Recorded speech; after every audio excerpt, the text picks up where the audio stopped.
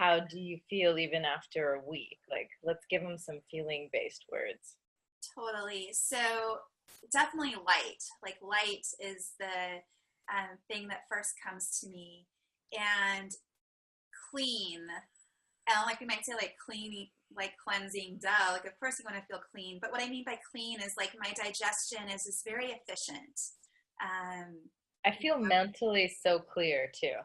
yeah, absolutely. Like when I do a cleanse, I get like 10 ideas for books I want to write or blog posts, or it's like if I could always be in that place, I would just be a productivity machine.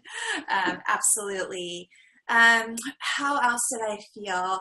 Um, I felt really connected just to like my purpose. Like I felt like I'd really removed a lot of the like the toxic stuff that we carry around and the Ayurvedic lens. I just felt like with all of that clear, like it was really easy to be connected to my life purpose, and to kind of see the next steps of what I wanted to do in my life. It was actually a time when I was making a lot of big changes.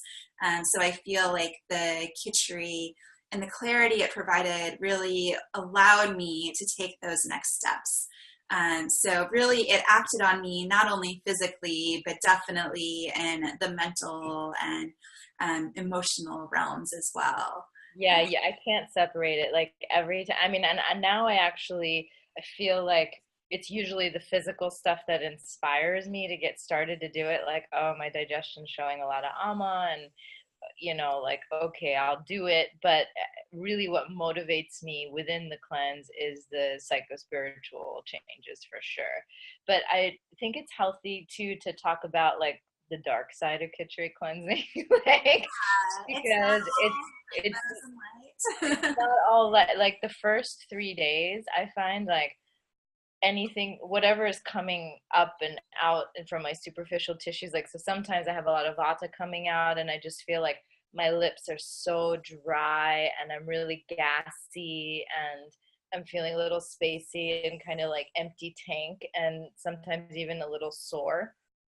Other times I have a lot of pitta coming out. It's like I get loose in my bowels, and I feel like I can have a little rash, and I can get kind of intense and headachy, like almost um, like just tension kind of headache feeling. And then when I have a lot of kapha coming up, I can be so sleepy and sluggish those first 3 days. What's your experience with that? Yeah, no, it's exactly like that. I call it the arc of cleansing. Like we just think we're gonna like start this cleanse, and like everything in our society where we think it's gonna be like up. And that's really not how cleansing works. And this is true, I think, not only of Ayurvedic cleansing, but all cleanses. But I think we sometimes feel it more with kitchery precisely because it is so powerful. So that arc really is when we're like, you have all this motivation, you're like, yeah, let's do this. And then you kind of start to dip going into like day 2, day 3.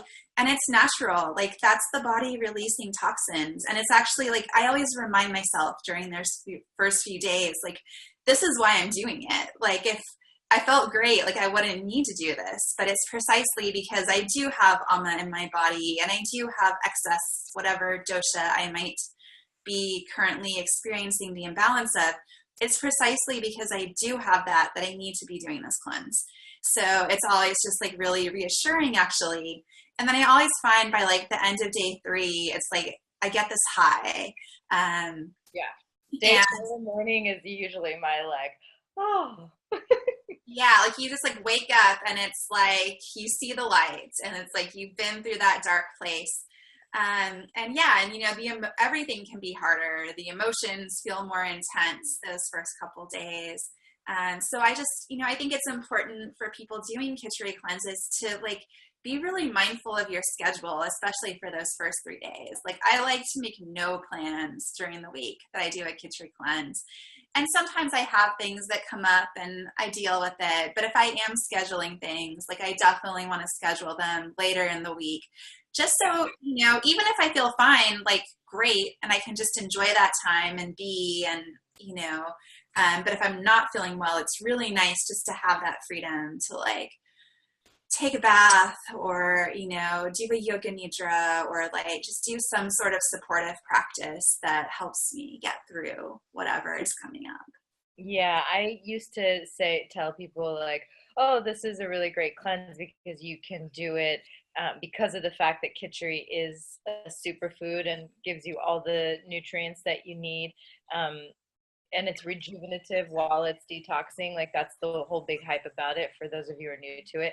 So because of that, I think there's a lot of stuff out there. And I used to say this myself where it was like, hey, you can do this while you're still, being a parent or working or in your daily grind. And like it's cool because unlike master cleanse or some of the more extreme cleanses like that, you really can keep up your energy.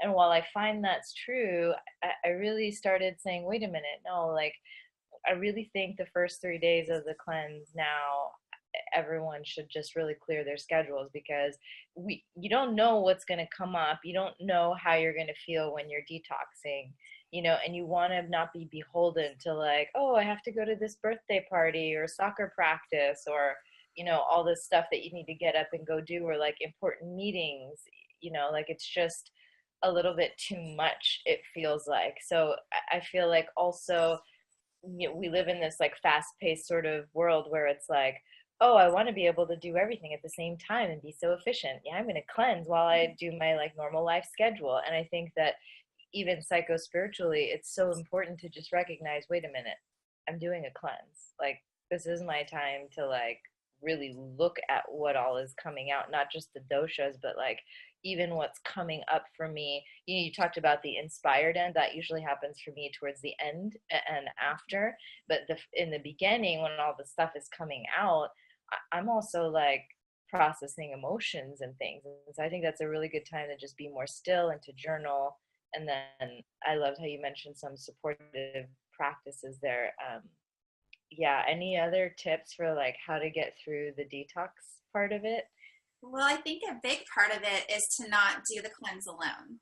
To have people that you're in community with. And this is also something that I just love about these week-long cleanses that I do is that I'm doing the cleanse along with everybody else. So we naturally have this community and feel supported. And I know just from the early cleanses that I did all on my own, it's really hard, like if your partner or family and people in your household aren't doing it, which is often the case. It's great if you have others in the household, but that's not the reality for a lot of us. So it can feel really lonely, and you want people to share your experiences with and check in with. So something that we do in the week-long cleanse is we have a Facebook group where people can come every day and share what they're going through and ask questions and get support.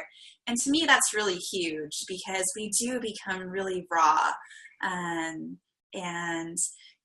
our shit is coming up. Like that is the reason that we're doing this. So it's nice to have other people and also to see other people's experiences and be like, oh yeah, like I'm totally having a headache today too. And like, remember that like, it's all normal and it's all part of the process.